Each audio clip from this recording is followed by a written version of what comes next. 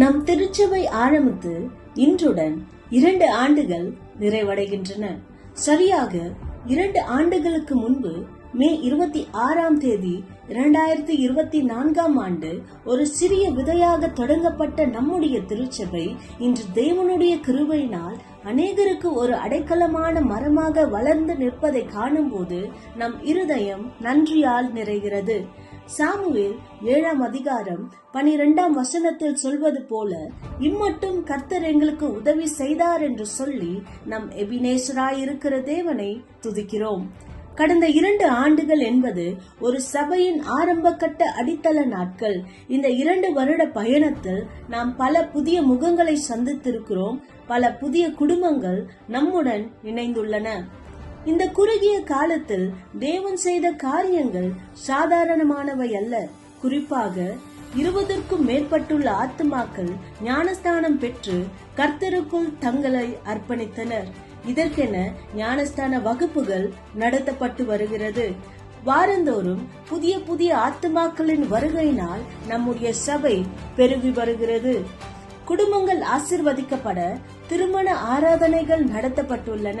September 14ஆம் தேதி 2025ஆம் ஆண்டு நம்மை வழிநடத்த பாஸ்டர் ஏசாவை தேவன் அபிஷேகம் செய்தார். எழுப்புதலை உண்டாக்க யூத் மீட்டிங்ஸ் நடந்து வருகிறது. சுவிசேஷத்தை அறிவிக்க ஸ்ட்ரீட் மினிஸ்ட்ரிஸ் ஆரம்பிக்கப்பட்டுள்ளது. விசுவாசிகளை விசுவாசத்தில் திடப்படுத்த தொடர்ந்து ஹோம் விசிட் நடந்து வருகிறது. நம் சபையின் ஜீவியத்தை பலப்படுத்த 7 நாட்கள், 21 நாட்கள், 40 நாட்கள் என பல உபவாச ஜபங்கள் நடத்தப்பட்டு தற்போது உணவோடு கூடிய 365 நாட்கள் தொடர் ஜபம் விசுவாசத்தோடு நடந்து வருகிறது. பிள்ளைகள் ஆவிக்குரிய பாதையில் வளர குழந்தைகள் பிரதிஷ்டை செய்யப்பட்டுள்ளது. நம்மை ஆவிக்குரிய ரீதியில் ஊட்டி வளர்க்க அநேக கர்த்தருடைய ஊழியர்கள் அழைக்கப்பட்டு தேவ செய்தி வழங்கப்பட்டுள்ளது.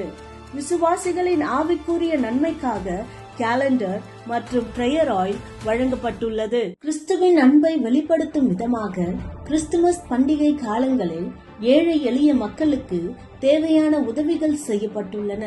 மேலும் வாராந்திர திருவிருந்து ஆராதனை மற்றும் மாதத்தின் முதல் நாளில் வாக்குதத்த வசனத்துடன் மாதாந்திர ஆசீர்வாத கூட்டமும் நடத்தப்பட்டு வருகிறது. தேர்விற்கான சிறப்பு ஜபங்கள் மற்றும் பல வெளி ஊழியங்கள் வெற்றிகரமாக நடந்துள்ளன. அநேக ஆதிக்கம் செலுத்தும் அசுத்த ஆவிகள் துரத்தப்பட்டு வியாதியஸ்தர்கள் சுகமடைந்து விசுவாசிகள் தேவ தரிசனங்களை கண்டுள்ளனர். சபைக்கு என்னென்ன தேவைகள் இருந்ததோ அவை அனைத்தையும் கர்த்தர் அற்புதமாக தந்துள்ளார். குறிப்பாக ஊழிய பயணங்களுக்காக சபைக்கு புதிய கார் வாங்க தேவன் கிருபை செய்தார். ஆலய ஆராதனை சிறப்பாக நடக்க சேர்ஸ், ஸ்பீக்கர்ஸ், மைக், கேமரா மற்றும் ஏசி போன்ற அனைத்து உபகரணங்களையும் தேவன் தந்துள்ளார். உலகமெங்கும் சுவிசேஷம் சென்றடைய லைவ் டெலிகாஸ்ட் துவங்கப்பட்டுள்ளது. போதகர்கள் தங்குவதற்கான எலிஜா ரூம், உணவு சமைப்பதற்கான சமையல் அறை மற்றும் விசுவாசிகளின் ஒழுங்கிற்காக ஸ்லிப்பர் ஸ்டாண்ட் வரை அனைத்து வசதிகளையும் கர்த்தர் தந்துள்ளார். ஒரு இளம் சபையாக வெறும் 2 ஆண்டுகளில் நாம் இந்த நிலையை அடைய பலருடைய உழைப்பும் தியாகமும் காரணமாக இருந்துள்ளது. நம்முடைய சபையை அன்போடும் விசுவாசத்தோடும் வழிநடத்தும் நம்முடைய தலைமை போதகர் திரு பென்னி அவர்களுக்கும் மற்றும் திரு ஏசா அவர்களுக்கும், ஆராதனை குழுவிற்கும், சபை மக்கள் ஒவ்வொருவருக்கும் எங்கள் மனமார்ந்த நன்றிகள். உங்களுடைய ஒவ்வொரு சிறிய பங்களிப்பும் ஜெபமும் இந்த ஆலயத்தின் வளர்ச்சிக்கு மிக முக்கிய காரணமாகும்.